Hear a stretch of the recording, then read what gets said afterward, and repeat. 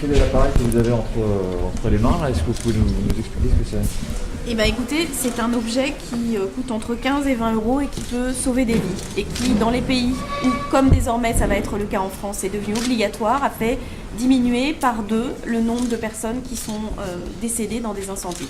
Parce qu'aujourd'hui, le principal risque, c'est de ne se rendre compte d'un feu que trop tardivement, notamment la nuit quand on dort. Le détecteur d'incendie, le détecteur de fumée, il permet d'éviter ça. Quelle sera l'obligation en fait Alors à partir du 8 mars 2015, tous les locaux d'habitation, publics comme privés, c'est déjà le cas pour un certain nombre de locaux publics, devront être équipés d'un détecteur de ce type pour pouvoir justement faire en sorte de prévenir des décès ou des blessures graves. Dans une des pièces de l'appartement ou de la maison, dans toutes les chambres, quelle est l'obligation? Alors écoutez, il y a un petit dépliant qui va être mis à disposition très largement, auquel on peut avoir accès sur internet, qui indique à quel endroit il vaut mieux l'installer. Donc vous pouvez aussi le constater. Il faut évidemment le mettre, comme le disent les sapeurs-pompiers, dans les pièces de sommeil, c'est-à-dire à proximité des chambres ou dans une chambre quand il y a une chambre dans un appartement. Et cet appareil, on l'achète où? Et je crois qu'il y a une certification particulière, il faut être vigilant par rapport à ça. Alors il faut qu'il soit de très bonne qualité. Il faut aussi veiller à remplacer ses piles. Normalement, il a un avertisseur pour pouvoir dire quand il faut remplacer ses piles, puisqu'il est autonome, c'est logique. Et on l'achète dans les grandes surfaces de bricolage, dans les grandes surfaces. Je vais faire en sorte que ce soit distribué le plus largement possible. Il est recommandé d'avoir un appareil de norme NF pour qu'il soit de bonne qualité.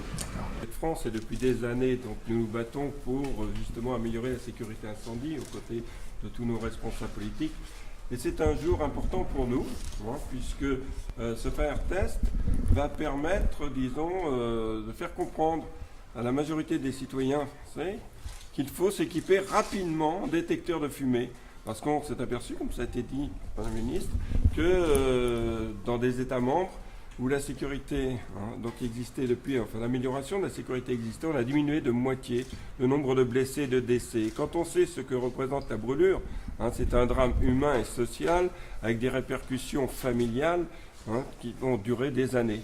Donc l'association des Brûlés de France, et au nom des victimes, est très très heureuse de voir ce qui se passe aujourd'hui et espère que très rapidement, un plus grand nombre de foyers seront équipés de détecteurs de fumée. Ça, c'est très important. Par rapport à ça, par rapport à la rapidité de l'installation, et pour être certain que l'ensemble des familles qui vivent dans les logements sociaux sur le territoire parisien, l'ensemble des bailleurs prennent l'initiative ces temps-ci d'installer, d'ici la fin 2014, 200 000 détecteurs de fumée dans les appartements gérés par les bailleurs dépendants de la ville de Paris, notamment par Habitat, qui le premier, après l'initiative en concertation avec les locataires, d'installer notamment les 120 000, puisque nous gérons 120 000 logements à Paris, détecteurs de fumée. Nous assurons l'installation, il restera aux locataires d'en assurer l'entretien. Mais pour être certain que cette obligation est respectée d'installation, nous prenons l'initiative de le faire. Le locataire le paye, vous venez l'installer, c'est ça? Nous allons lisser la prise en charge des locataires sur la durée. Nous prenons l'initiative de lui déléguer un prestataire de service qui viendra l'installer dans chacun de nos appartements. Et il y aura, l'obligation sera vérifiée comment? Est-ce que l'assureur, du coup, l'exigera en cas de sinistre? Comment ça va se passer en termes de pollution si on l'a pas? Les choses sont un peu plus complexes sur le suivi, mais la première démarche, c'est de l'installer. Oui. Comme nous n'étions absolument pas certains que chaque locataire allait le faire, nous prenons l'initiative de lui dire « on le fait pour vous ». Vous allez le prendre en charge, étaler, c'est pas très cher, mais la responsabilité de l'entretien dépend du locataire, bien évidemment. Mais le premier réflexe, c'est d'abord entretenir quelque chose qu'on a installé. Et donc, nous le faisons de façon massive. Je pense que ça prendra un élan, et j'espère que sur la totalité des bailleurs de ce pays, les choses se feront. C'est la certitude et la garantie que cette prévention indispensable sera mise en place.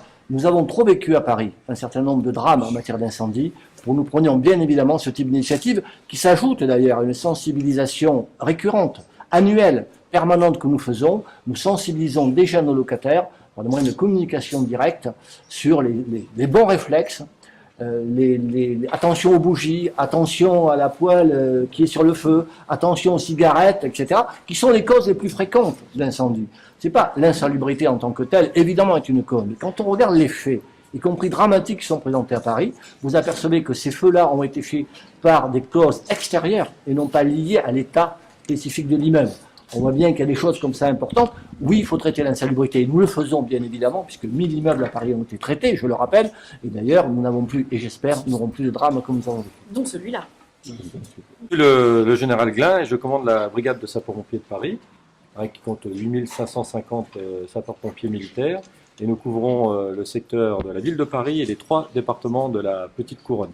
Pourquoi est-ce aussi important d'avoir cet appareil chez soi? Alors, déjà, ça a été déjà rappelé par Madame la Ministre, c'est que pour une somme de 15 à 20 euros, avec du matériel de qualité, nous le rappelle que ce matériel en France, sous la norme NF, est garanti comme étant du matériel fiable, on peut se protéger soi-même, protéger sa famille et protéger l'ensemble des habitants de l'immeuble ou de la résidence que l'on fréquente avec ce type de moyens, puisque ça permet une alerte précoce pour celui qui se trouve dans éventuellement la pièce sinistrée, ceux qui se trouvent dans l'appartement, mais aussi ceux qui se trouvent dans l'immeuble. Et ça rejoint bien un message général que l'on porte: le citoyen est le premier responsable de sa sécurité. Que la loi l'aide à prendre conscience de ce qu'il a à faire pour assurer sa sécurité, c'est un plus, mais c'est déjà une démarche personnelle. C'est valable pour la prévention des incendies, ou les mesures que l'on peut prendre quand il y a, ce risque, mais c'est aussi valable pour le secours à victimes. D'où les démarches que l'on conduit pour que les citoyens se forment au secours à victimes. Et là, c'est une façon d'être acteur de sa propre sécurité en s'équipant de ce type de matériel de qualité. Parce que le risque d'incendie mortel est bien identifié. Il y a un cliché de l'incendie qui devient mortel, c'est celui qui se déclenche la nuit, etc. Est-ce que vous pouvez nous rappeler un peu cette la typologie de l'incendie mortel ici, quoi? Sur Paris, il y a à peu près 2000 incendies par an. Nous, malheureusement, pouvons dénombrer une douzaine de victimes décédées par an. 92% de ces victimes, nous les trouvons dans des immeubles d'habitation et dans des locaux d'habitation. Et là où ces sinistres sont malheureusement les plus dramatiques, c'est quand ça se passe la nuit, quand les appartements sont occupés avec un taux maximum d'occupation et parce que les personnes dorment. Et donc, la plupart du temps, elles sont surprises dans leur sommeil. Faute d'avoir ce type de détection précoce, l'alerte est tardive, l'évacuation est tardive. Même si les secours, puisqu'en moyenne, sur Paris et les 3 départements de la Petite Couronne, les sapeurs-pompiers de Paris, entre le moment où on nous appelle au 1812 et l'arrivée du premier engin sur place, ça se fait en moins de 8 minutes. Mais malgré cela, on dénombre encore une douzaine de victimes par an. Il n'y en aurait qu'une, que ça serait une victime de trop. Donc, grâce à ce type de dispositif, grâce à l'aide de la loi pour ceux qui n'auraient pas pris conscience de la responsabilité en matière de sécurité, eh bien, on limitera ce nombre de victimes. Moi, je représente la Fédération française et plus particulièrement le syndicat des détecteurs d'incendie à usage domestique, donc qui, de principe, doivent être au moins certifiés suivant la norme européenne EN 14604. Et comme ça ne suffit pas à assurer une qualité tout au long des productions des détecteurs, on a créé la FFMI avec l'AFNOR et des associations de consommateurs, la marque NF 292, qui assure par des prélèvements réguliers chez les fabricants, 2 prélèvements par an, la remise en cause tout au long de la vie du détecteur de la qualité de sa fabrication.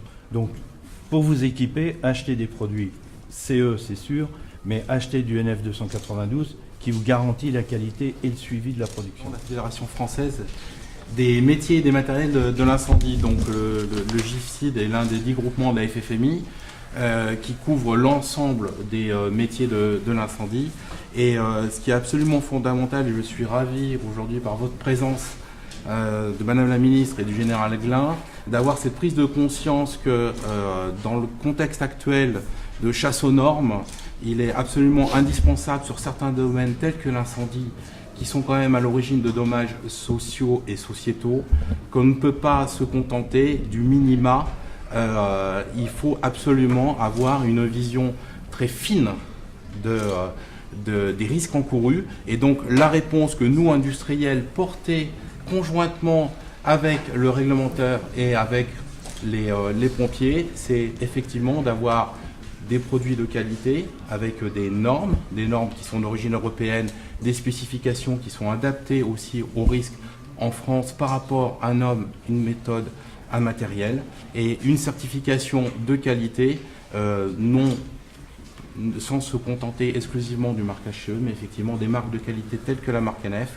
C'est facilement reconnaissable et ça permet à chacun de pouvoir avoir effectivement une sécurité chez soi sans attendre les obligations au plus tard du 8 mars 2015. Oui. Équipez-vous dès maintenant, n'attendez pas 2015.